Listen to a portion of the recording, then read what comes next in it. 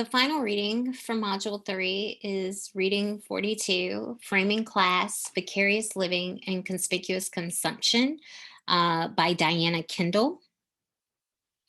And so this reading starts off with the author making a point about the role of media in society. She says, in a mass mediated culture such as ours, the media do not simply mirror society, rather they help to shape it and to create cultural perceptions. And so that really is the focus of this reading. Is she is going to be analyzing the ways in which the media frames social class and how it encourages us to not just view different classes through specific lenses, but also how it kind of shapes um, not just our perceptions of that social class, but also how it influences our consumption patterns. So she kind of provides some examples about some of the messages that media gives us about social classes. And this is all from the very first page. Television shows, magazines, and newspapers sell the idea that the only way to get ahead is to identify with the rich and powerful and to live vicariously through them. From sitcoms to reality shows, the media encourage ordinary people to believe that they may rise to fame and fortune, that they too can be the next American Idol. Constantly bombarded by stories about the lifestyles of the rich and famous, viewers feel a sense of intimacy with elites with whom they have little or no contact in their daily lives. And then she also notes that the media suggests that we need have no allegiance to people in our own social class. So, she's really kind of offering here, she's pointing a finger at the media, and also at the same time trying to offer an explanation about why in the United States, why we tend to be a little class blind and why we don't necessarily have the same amount of class solidarity as we have in regards to like race or ethnicity or, gender or sexual orientation. So before we get into some of the specific frames, what does she mean by vicarious living?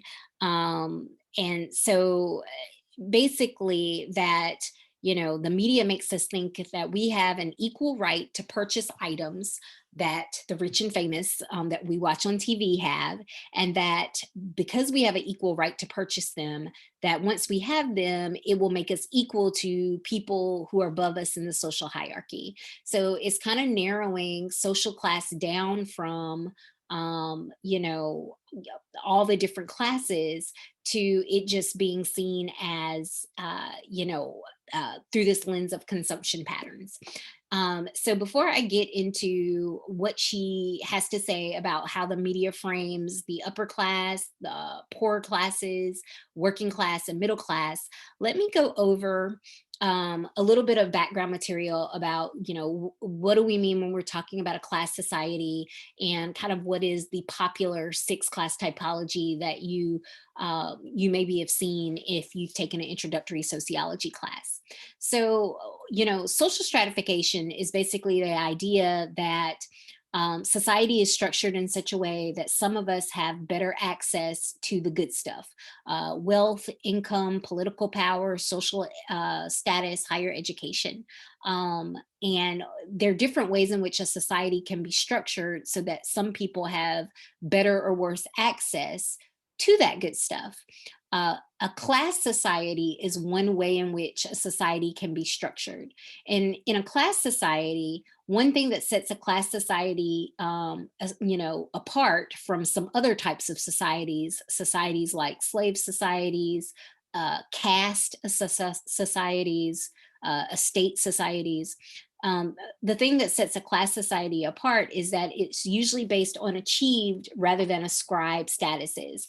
So it's things like your merit or achievements in areas like education and occupation, as opposed to ascribed statuses like, your slave status or your race or your ethnicity or your nationality.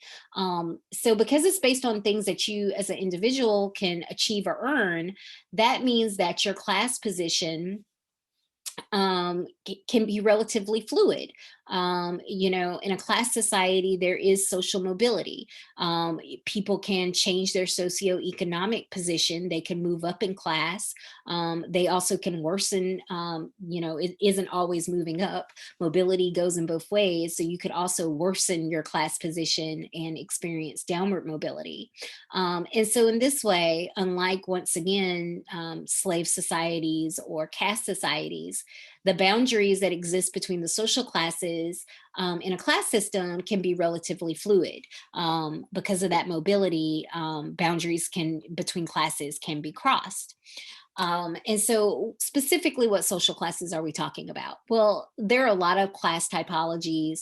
Oftentimes, people will sometimes just say, oh, I just think of people as being upper, middle, or lower class. Or sometimes typologies can be even more than six classes. But a lot of introductory sociology textbooks push the six class model. And it's kind of built around a sociologist, Max Weber, who talked about the three components of social class. There's what you have, your property, your money, your income, your assets. There is the amount of power that you might have in a society, based upon your position, in terms of your job position, as well as just more political power. And then there's your prestige or social status. How highly do people think of you based upon who you are and what you do? And so, kind of using those three components, the six class system takes into account your education, your occupation and occupational prestige, your income, and then you can kind of see, like, based upon these definitions, what percentage of the population falls where. So at the top is what's called the capitalists, or sometimes the upper class. And they either have prestigious university education, or especially if they have their position through inheritance, they might not even have education at all. The magical number there is $1 million, but in reality, usually it's a lot more than that. They're the top 1%. The upper middle, this position is always associated with education. You definitely went to college. You probably did some type of postgraduate work.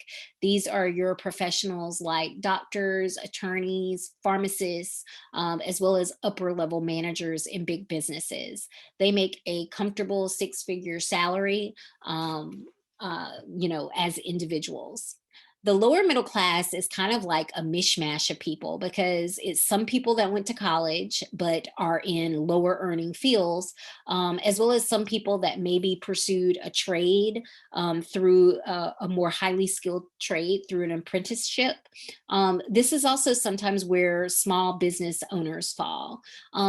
Lower middle is usually right around the median income or a little above it. So it's about 55 to $60,000. Working class, oftentimes there's an educational difference. It's rare that a person would be considered working class if they have some form of higher education. Um, Once again, these can be people in the trades positions. Historically, it was people who had factory jobs. Now, of course, it can be people that work in retail, or some clerical workers. It's about $36,000. And this is the second largest group behind the lower middle. The working poor. Once again, these people do not have college education. In some cases, they maybe didn't finish in high school, but with high school attainment rates being what they are, more and more likely, they did finish high school. But they make minimum wage, which means that oftentimes this puts them right above the poverty line despite working full time. Thus the name working poor. And then finally, we have the group that's sometimes called the underclass, sometimes they're called lower class, sometimes they're just called the poor. Once again, historically, this has been a group that we, did not expect. They did not finish high school. Now, perhaps they did finish high school, and really, it's the income. They are below the poverty level. They could be unemployed. They could be, largely living on government assistance. They could be, underemployed, where they don't have a full-time job and they work only part-time.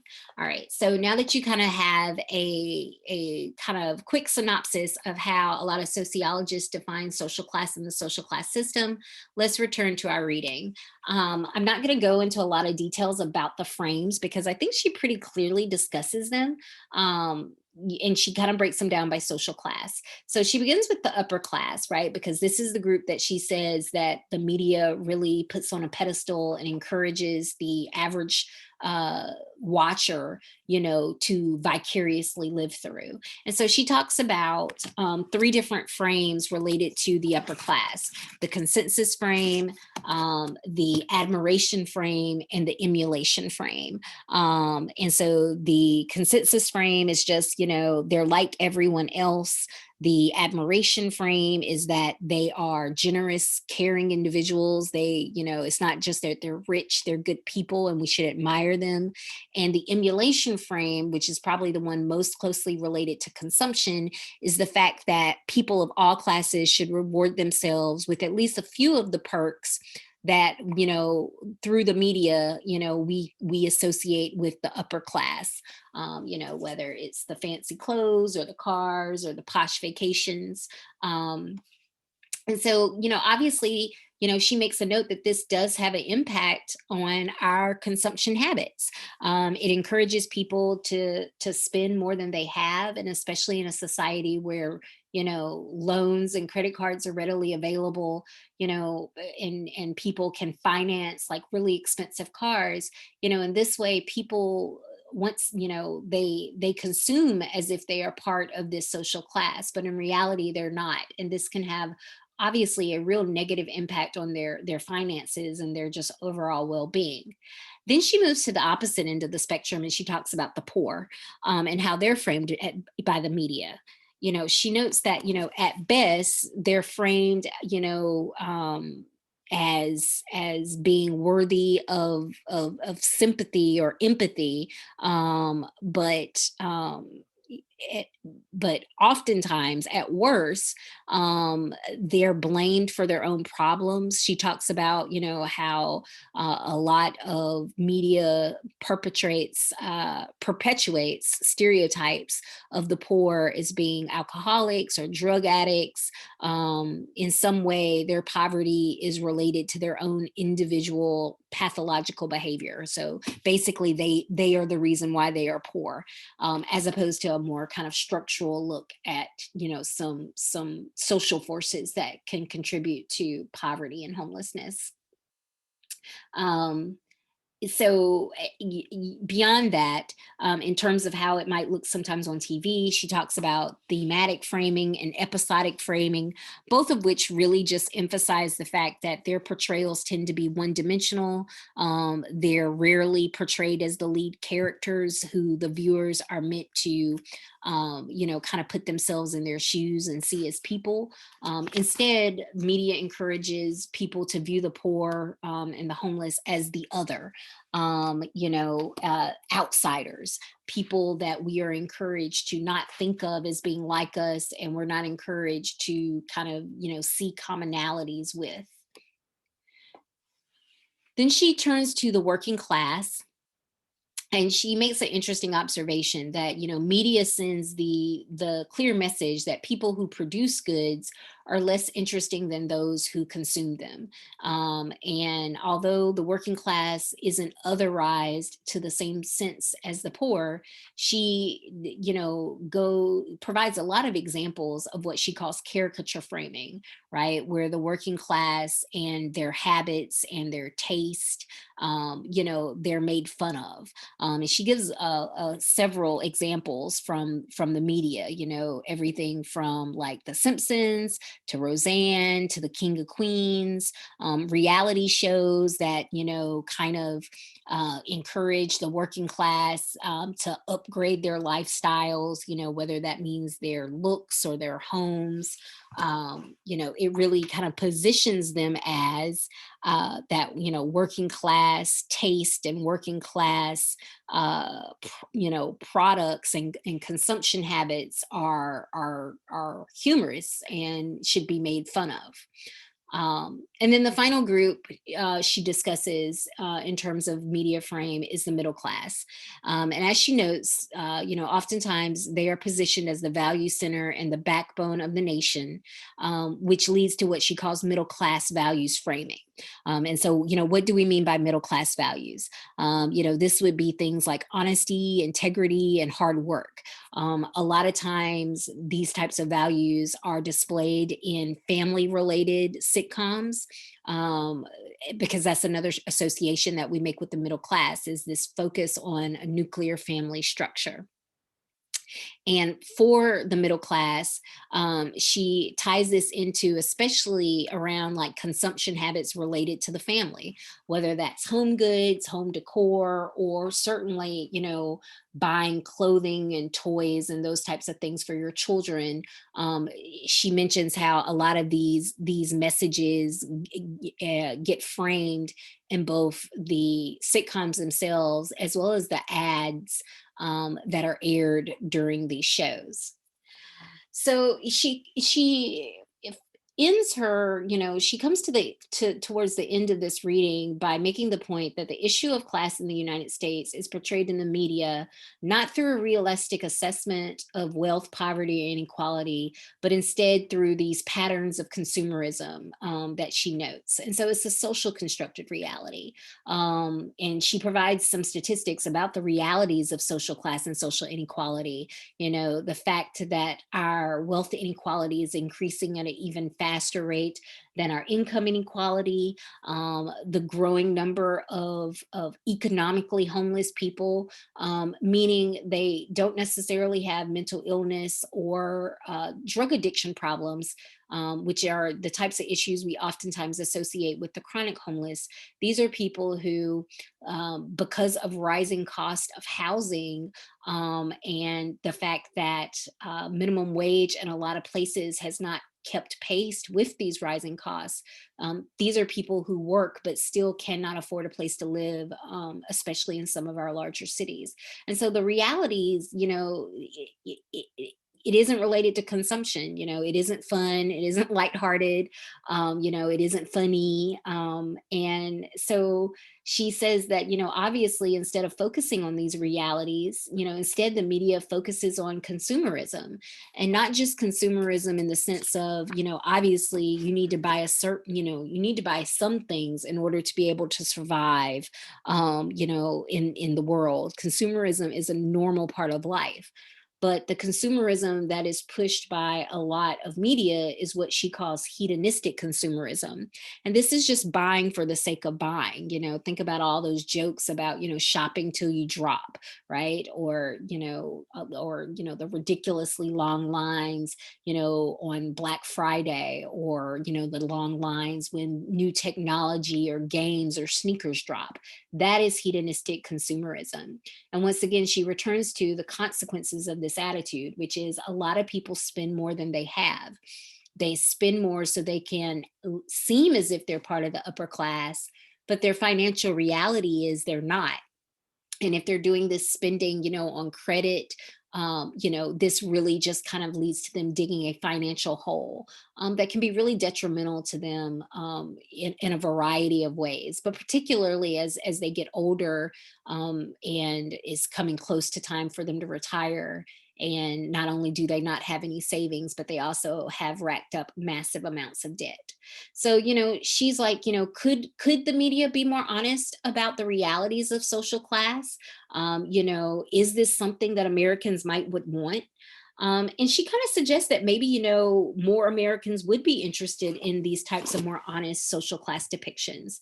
But she ends with, making a rather a rather negative, um, a,